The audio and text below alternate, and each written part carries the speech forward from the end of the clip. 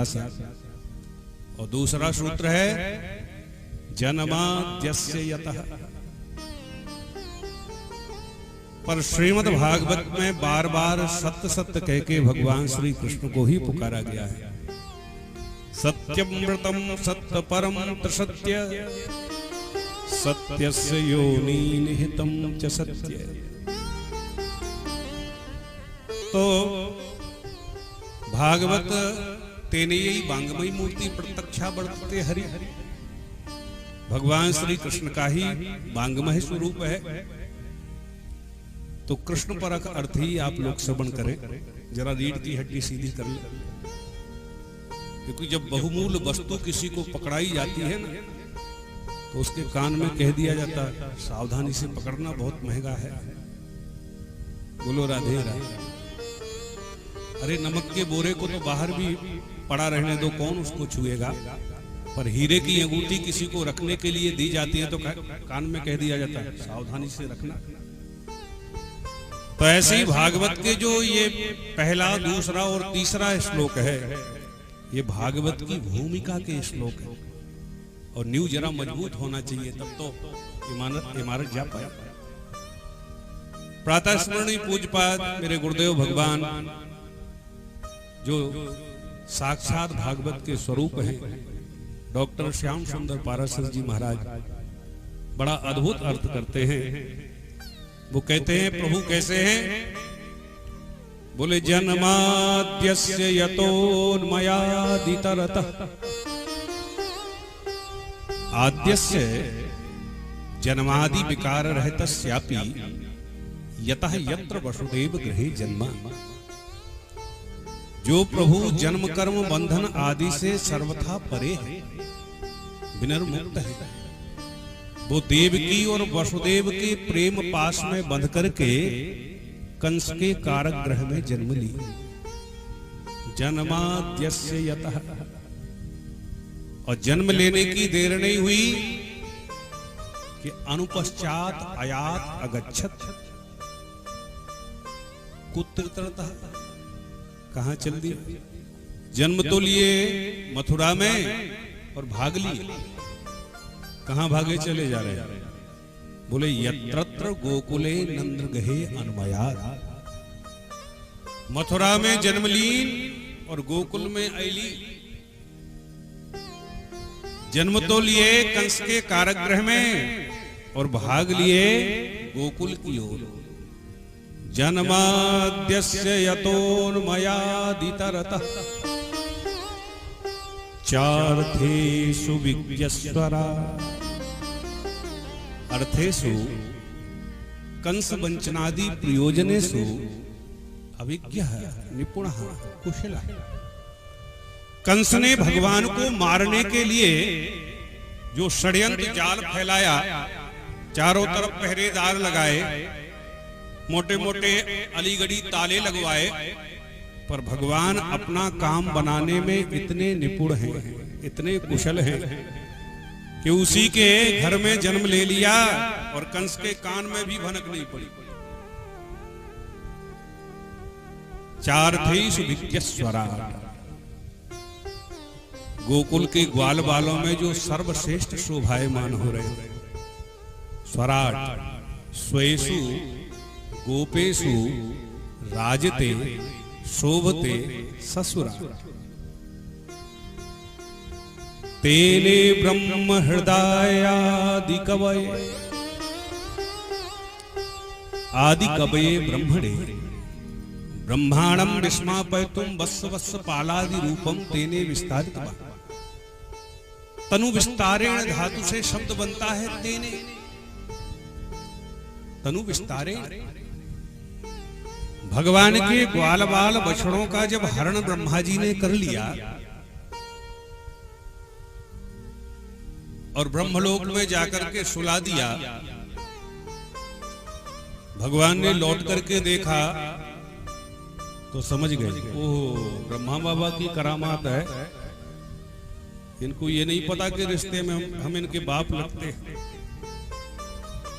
तत्क्षण मेरे प्रभु एक क्षण में विलंब किए बगैर जैसे उनके ग्वाल वाल थे जैसे उनके लाठी डंडे थे, जैसे उनके वस्त्र आभूषण थे, यहां तक कि उनके हाथ की जैसी रेखाएं थी, वो सब कुछ भगवान बन गए और ब्रह्मा जी को मोहित कर दिया। ब्रह्मा जी ने आके 40 श्लोकों में स्तुति गाई, वो आप आगे सुने। तो तेने ब्रह्म हृदय आदि कवये मुह्यन्ति यत् सूर्या। ब्रह्मा जी की तो चारों खोपड़ी चक्कर खा गई, नीचे देखें और ऊपर देखें कि ये सही है कि वो सही है। हम संसारी जीवों की भगवान की लीला से यदि ये खोपड़ियां चक्कर खा जाए तो कोई आश्चर्य की बात नहीं, क्योंकि इनकी लीला से तो ब्रह्मा जी की 4-4 खोपड़ियां चकरा जाती हैं। और ब्रह्मा जी भी मोहित हो जाएं तब भी कोई आश्चर्य की बात नहीं, क्योंकि मुह्यन्ति सूर्याः बलदेवादयोपि मुह्यन्ति मोहं प्राप्नुवन्ति। इनकी लीला से तो इनके अग्रज बड़े भैया बलराम जी भी मोहित हो जाते हैं। ऐसी भगवान की विचित्र लीला है। तेजो बारि मृदाम यथा विनमयो। भगवान जब टेढ़ी टांग करके, कमर लचका के, गर्दन मटका के, अपने अधरों पर वेणु को सुशोभित करके, ललित त्रिभंग गति से खड़े होकर के जो वेणु निनाद करते हैं, जो बांसुरी में फूंक मारते हैं, तो महाराज सारी जड़ प्रकृति व्यामोहित हो जाती है। वृक्ष झूम झूम करके अपनी प्रसन्नता को प्रकट करने लगते हैं। मानो कहना चाहते हैं हमारे ही कुल खानदान का तो यह पौधा है, पर आज इसका सौभाग्य तो देखो जो गोविंद के अधरों से लगा हुआ है। सरोवर में तरंगे आने लगती हैं, लहरें आने लगती हैं जल की। मानो कहना चाहते हो मेरे ही जल से तो इसको सींचा गया है। भगवान के वेणु निनाद को सुनकर के कलकल कल्लोल करती हुई कमनीय कालिंदी का भी कलरव कुंठित हो जाता है और गिरि गोवर्धन के विशाल पाषाण खंड द्रवीभूत होने लगते हैं, पिघलने लगते हैं। तेजो बारि मृदाम यथा विनमयो। दोनों में विनिमय हो जाता है। वैसे स्वाभाविक बात है, जल का स्वाभाविक धर्म है प्रवाहित रहने, जल बहता रहता है। तो जल तो स्तब्ध हो जाए, स्थिर हो जाए, और पाषाण स्थिर रहता है, वो पिघलने लगे।